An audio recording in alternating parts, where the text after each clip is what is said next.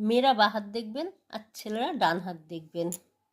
এই বুধের ক্ষেত্রে হৃদয় রেখার এখানে যে রেখাগুলো থাকে সেগুলো হচ্ছে বিবাহ রেখা।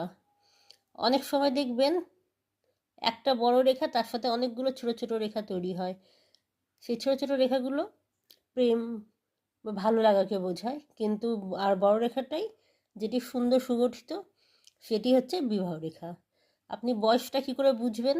দেখুন, এখান থেকে এত অবধি 50 বছর ধরবেন, তা ঠিক মিডিলটা হচ্ছে 25 বছর। এইভাবে 10, 20 এইভাবে হিসাব করে আপনারা আন্দাজ করে নিতে পারবেন যে কোন বয়সে তার বিয়েটা হবে। যদি বিবাহ রেখা খুব সুন্দর হয় তাহলে স্বামী স্ত্রীর মধ্যে খুব সুন্দর মিলকে বোঝায়। এই বিবাহ রেখা যদি দুটো ভাগে ভাগ হয়ে যায় তাহলে সেখানে সেপারেশন বা অশান্তিকে বোঝায়। যদি কোনো বিবাহ রেখা এসে ওপর দিকে উঠে যায় তাহলে সেটা সন্ন্যাস নেওয়া বা বিয়ে থেকে দূরে থাকা ইত্যাদিকে ইঙ্গিত করে।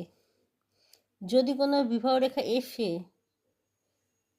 নিচের দিকে নেমে এইভাবে হৃদয় রেখাকে ছেদ করে তাহলে সেটা ডিভোর্সকে ইঙ্গিত করে বা পার্টনারের মধ্যে যে কোনো একজনের মৃত্যুকে নির্দেশ করে। মেয়েরা বাঁ হাত দেখবেন আর ছেলেরা ডান হাত দেখবেন। এই বুধের ক্ষেত্রে হৃদয় রেখার এখানে যে রেখাগুলো থাকে সেগুলো হচ্ছে বিবাহ রেখা। অনেক সময় দেখবেন একটা বড় রেখা তার সাথে অনেকগুলো ছোট ছোট রেখা তৈরি হয়।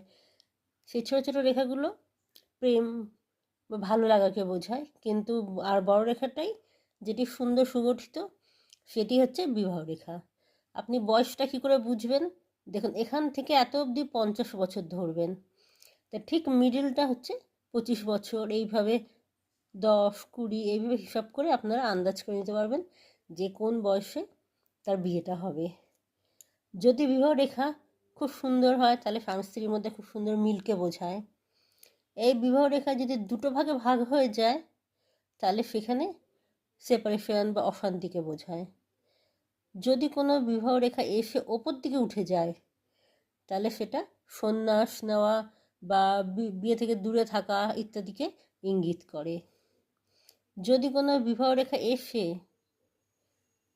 নিচের দিকে নেমে এইভাবে হৃদয় রেখাকে ছেদ করে তাহলে সেটা ডিভোর্সকে ইঙ্গিত করে বা পার্টনারের মধ্যে যে কোনো একজনের মৃত্যুকে নির্দেশ করে।